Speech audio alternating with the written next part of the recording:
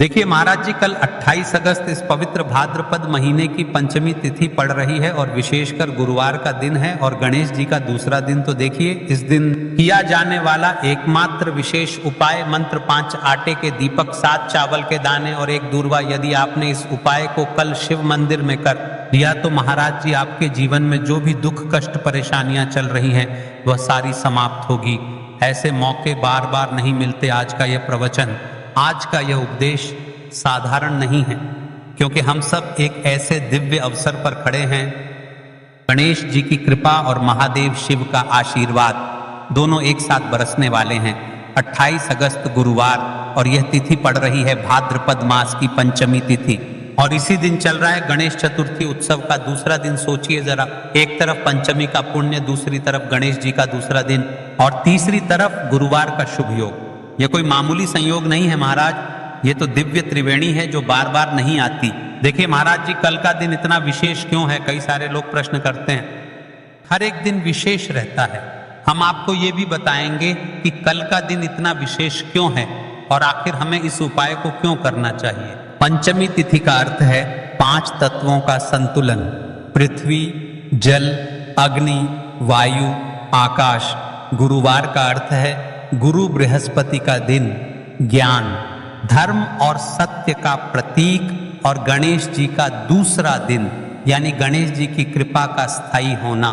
जब ये तीनों एक साथ आ जाएं तो समझ लीजिए कि आज का दिन जीवन क्षेत्र में बदलाव लाने वाला है। याद रखिए, ऐसे अवसर बार बार नहीं मिलते। मात्र 5 आटे के दीपक, 7 अक्षत यानी 7 चावल के दाने, 1 दूर्वा, बस इतना ही सुनने में साधारण लगता है, पर जब इसे श्रद्धा से शिवलिंग और गणेश जी के सामने किया जाता है तो यह उपाय चमत्कार करता है। अब प्रश्न यह है महाराज कि आखिर ये उपाय क्यों करना चाहिए? अगर आपके जीवन में बार बार रुकावटें आ रही हैं, धन की कमी है, घर में क्लेश है, स्वास्थ्य बिगड़ रहा है या कोई भी काम शुरू करते हैं और बीच में टूट जाता है, तो ये उपाय ही है जो जीवन में नई दिशा ला सकता है। क्योंकि गणेश जी को विघ्नहर्ता कहा गया है, वे बाधाएं दूर करते हैं और शिवलिंग पर चढ़े अक्षत आपके कर्मों की सफाई करते हैं। 5 दीपक आपके जीवन के अंधकार को मिटाते हैं। यह उपाय श्रावण से भी क्यों बड़ा है? शायद आप सोच रहे होंगे कि श्रावण मास में तो इतने उपाय किए जाते हैं, फिर भाद्रपद पंचमी का इतना महत्व क्यों? सुनिए महाराज, श्रावण में किए गए उपाय फल तो देते हैं, पर यदि किसी की मनोकामना अधूरी रह गई हो तो भाद्रपद पंचमी और गणेश जी का दूसरा दिन वह अधूरा काम पूरा का अवसर है। यानी अगर श्रावण में मनोकामना पूरी नहीं हुई तो आज का दिन निश्चित रूप से उसे पूरा करेगा। यदि आपके घर का कोई भी एक व्यक्ति या कोई एक महिला इस उपाय को कल इस पावन पर्व पर करती है तो आखिर क्या चमत्कार होता है? सुनिए, दुख कष्ट का अंत, घर की अशांति समाप्त होगी, धन संपदा में वृद्धि, व्यापार, नौकरी या रुका हुआ पैसा खुल जाएगा, मनोकामना सिद्धि, जो कार्य अधूरा रह गया था वह पूर्ण होगा, रिद्धि सिद्धि और लक्ष्मी का स्थायी वास, घर में सुख शांति और धन की बरसात होगी। हर कार्य में शिक्षा, परीक्षा, व्यापार, विवाह, हर काम में सफलता के द्वार खुलेंगे। आज की व्यास पीठ पर आज की श्री श्याम शिव महापुराण की कथा में एक पत्र आया है। पत्र से जाने किस महिला के साथ चमत्कार हुआ जिसमें पिछले वर्ष इस उपाय को किया। राधा देवी के घर में पिछले 3 साल से दुख ही दुख था।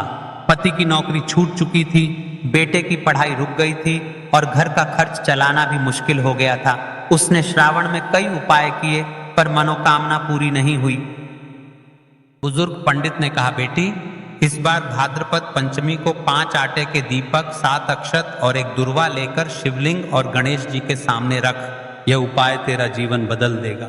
राधा देवी ने ऐसा ही किया महाराज। चमत्कार देखिए, कुछ ही दिनों में उसके पति को नई नौकरी मिली, बेटे की पढ़ाई का रास्ता खुल गया, घर में शांति लौट आई। राधा देवी कहती है, मुझे लगा था कि मेरा जीवन अंधकार में है, पर इन 5 दीपकों ने मेरा अंधकार मिटा दिया। यही है इस उपाय की शक्ति। कल की पिछले वीडियो में जिम आता है बहनों ने कमेंट किया। अपनी राशि से जुड़ा भाग्य जानने के लिए आज वे लोग जान ले राशि से जुड़ा भाग्य। 2 विशेष राशि। सबसे पहले राशि है वृषभ राशि, जिनके जीवन में स्थिरता की कमी है, जिनका धैर्य टूट रहा है। इस उपाय से उन्हें आर्थिक और पारिवारिक स्थिरता मिलेगी।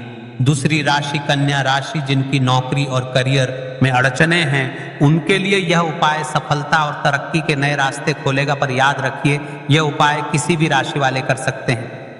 महाराज जी, यदि आप भी अपनी राशि से जुड़ा भाग्य जानना चाहते हैं या फिर आप भी जानना चाहते हैं कि आपका भाग्य में कोई ना कोई परेशानी चल रही है या आप ही पूरे घर परिवार में ऐसे व्यक्ति है जिनके जीवन में दुख कष्ट है, तो आप अपना नाम और अपनी राशि कमेंट बॉक्स में लिख दीजिए। अगले वीडियो में हम आपकी राशि से जुड़ा भाग्य बताएंगे। देखिए महाराज जी, अब हम बात कर लेते हैं उसे विशेष उपाय के बारे में जो आपको कल के दिन करना है। तो देखिए, 7 चावल के दाने, 5 आटे के शुद्ध दीपक और 7 और में एक दुर्वा तो गणेश जी को समर्पित होगी, लेकिन सबसे विशेष उपाय है 5 आटे के दीपक और 7 अक्षत चावल के दाने। तो देखिए महाराज जी, आपको कहाँ से लेना है, कैसे लेना है, किस समय पर करना है, ये सारी अन्य बातें हम आगे करेंगे। लेकिन हाँ, आपको उपाय को बीच बीच में से स्किप नहीं करना है।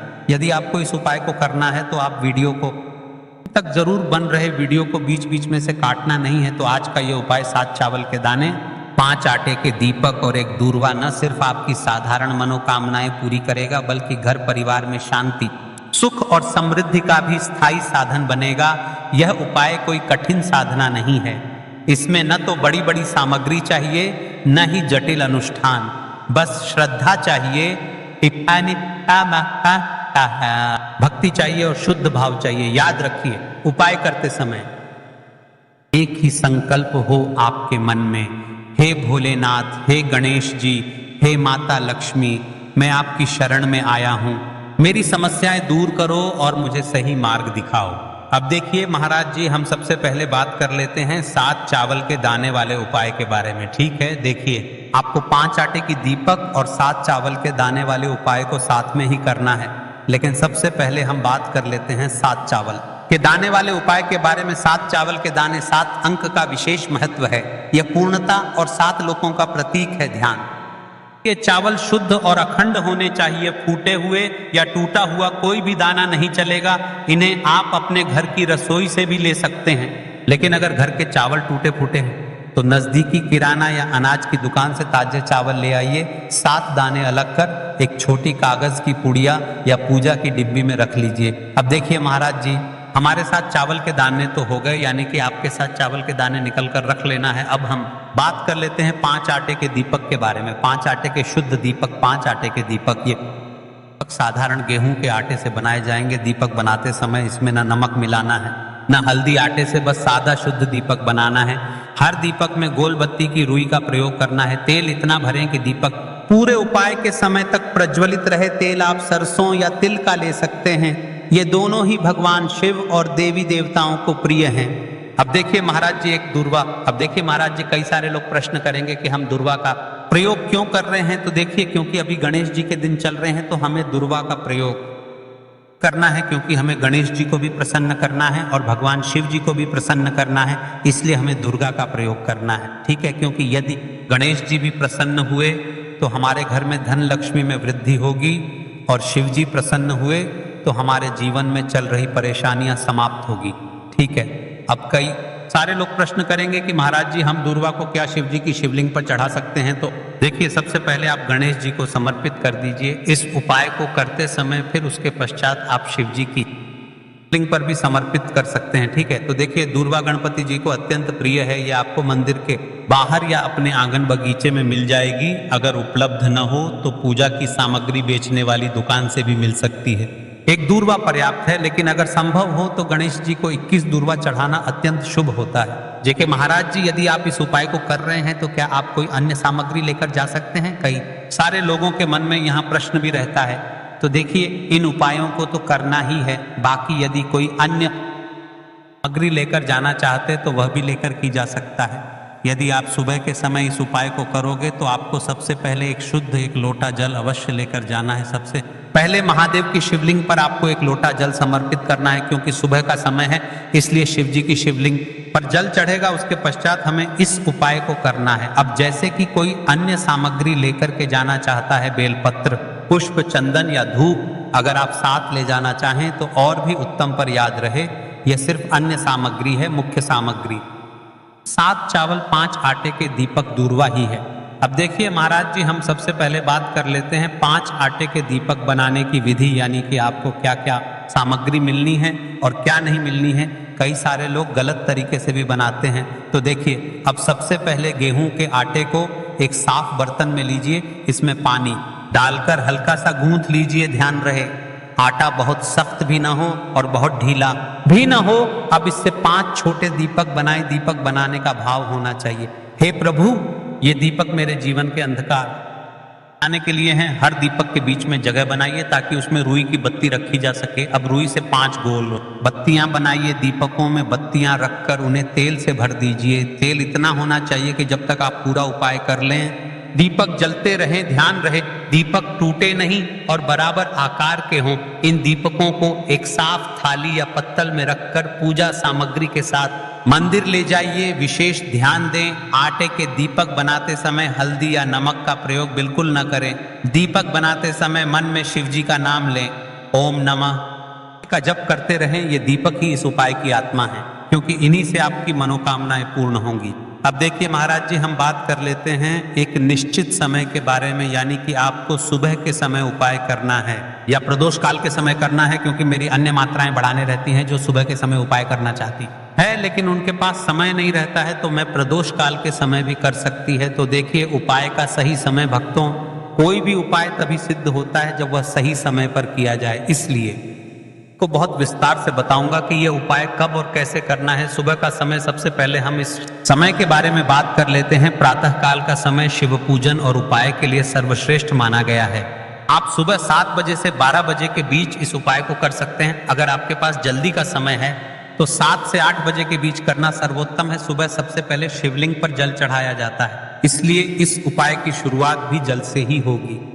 अब महाराज जी, हम बात कर लेते हैं विशेष प्रदोष काल के बारे में। प्रदोष काल का समय कई माताएं बहनें या घर के लोग सुबह के समय व्यस्त रहते हैं। ऐसे लोग इस उपाय को शाम के समय प्रदोष काल में कर सकते हैं। प्रदोष काल का समय साधारणतः सूर्यास्त से लगभग 2 घंटे पहले से 1 घंटे बाद तक माना जाता है। इस उपाय के लिए शाम 5 से 7 बजे तक का समय बहुत शुभ है। बरसात के मौसम में 7:30 या 8 बजे तक भी किया जा सकता है, लेकिन यह ध्यान रहे कि कई मंदिर 8 बजे बंद हो जाते हैं। अब यहीं पर कई सारे लोग हमसे ही प्रश्न कर लेते हैं कि महाराज जी आप ही बता दीजिए कि सबसे कम समय कौन सा है। तो देखिए कौन सा समय चुने। अगर आप दोनों उपाय 7 चावल और 5 दीपक साथ करना चाहते हैं तो सुबह का समय चुने। अगर आप केवल दीपक वाला उपाय करना चाहते हैं तो प्रदोष काल का समय भी उत्तम है, लेकिन यदि मनोकामना की पूर्ति और संपूर्ण फल की इच्छा रखते हैं तो सुबह का समय सबसे श्रेष्ठ रहेगा। अब चलिए, जैसे ही हमारी पूजा की सामग्री तैयार हो जाती है, अब हम उपाय करने के लिए तैयार है। अब हमें शिव मंदिर में जाकर के इस उपाय को करना है। तो देखिए, सबसे पहले मंदिर की चौखट पर टेकें और विनम्र भाव से प्रवेश करें। मन में संकल्प लें, हे शिव शंकर, मैं अपनी श्रद्धा और भक्ति के साथ यह उपाय करने आई हूँ। मेरी मनोकामनाएं पूर्ण करें और मुझे आपके चरणों में स्थायी भक्ति प्रदान करें। शिवलिंग के पास पहुंचकर क्या करें? तुरंत उपाय शुरू न करें। पहले कुछ क्षण शिवलिंग को देखें, हाथ जोड़कर प्रणाम करें और अपने मन को स्थिर करें। जल अर्पित करने की तैयारी करें। जल अर्पण, सबसे पहले शिवलिंग पर एक लोटा शुद्ध जल अर्पित करें। जल में अगर आप चाहें तो चंदन, पुष्प, अक्षत या गंगा जल सकते हैं। यह जल अर्पण अनिवार्य है क्योंकि शिव जी को प्रातः काल सबसे प्रिय यही है। यदि आपके पास बेलपत्र, पुष्प, धूप आदि हैं तो जल अर्पण के बाद चढ़ाएं, लेकिन याद रहे मुख्य उपाय सिर्फ 7 चावल के दाने और 5 दीपक का है। अब महाराज जी, हम सबसे पहले बात कर लेते हैं 7 चावल के दाने वाले उपाय के बारे में। ठीक है, सबसे पहले आपको इस उपाय को करना है, फिर उसके पश्चात हम बात करेंगे 5 आटे की दीपक के बारे में। 7 चावल के दाने, चावल कहाँ से रखें अपने साथ? जो 7 चावल के दाने लाए हैं उन्हें एक छोटी कागज की पुड़िया या कटोरी में सुरक्षित रखें। यह दाने आपके उपाय का मूल आधार है, इसीलिए ध्यान रहे कि यह गिरे नहीं या टूटे नहीं। चावल चढ़ाने का क्रम, सबसे पहले शिवलिंग के पास स्थित गणेश जी की मूर्ति या गणपति स्थान पर एक चावल का दाना चढ़ाएं। इसके बाद शेष 6 दाने एक एक करके शिवलिंग पर चढ़ाएं। हर बार चढ़ाते समय मन ही मन ओम नमः शिवाय का जप करें। जब 7वां दाना चढ़ाएं तब संकल्प लें, भोलेनाथ यह 7 दाने 7 लोकों, 7 जन्मों और 7 दुखों को दूर करने के लिए अर्पित कर रही हूँ।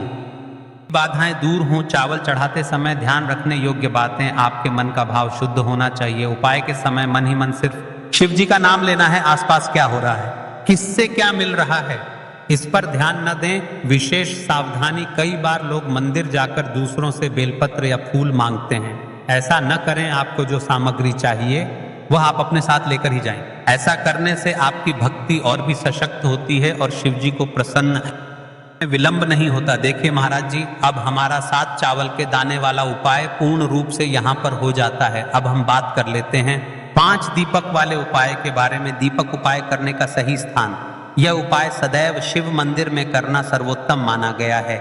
यदि आपके आसपास मंदिर न हो तो आप घर में भी इसे कर सकते हैं, लेकिन उस स्थान को पहले गंगा जल से शुद्ध कर लें और वहां भगवान शिव का चित्र या शिवलिंग रखें। मंदिर में करने से सीधा दैविक आशीर्वाद मिलता है, क्योंकि वहां पंचतत्व से अभिषिक्त शिवलिंग और मंत्रोच्चार का प्रभाव भी मिल जाता है। दीपक जलाने का दिशा नियम, दीपक सदैव पूर्व या उत्तर दिशा की ओर मुख करके जलाना चाहिए। शिवलिंग के दाईं ओर दाईं रखना विशेष फलदायी माना गया है। यदि घर में कर रहे हैं तो दीपक को शिवलिंग चित्र के बिल्कुल सामने रखें। दीपक में प्रयोग होने वाले तत्वों का महत्व, सरसों का तेल नकारात्मक ऊर्जा को नष्ट करता है और परिवार से दरिद्रता हटाता है।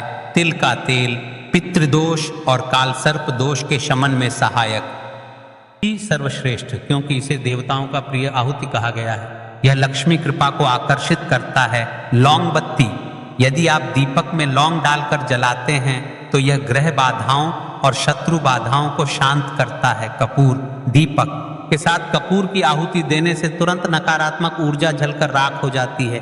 अब देखिए महाराज जी, दीपक प्रज्वलित करते समय आपको क्या करना चाहिए? इसे कम से कम 11 बार जपें।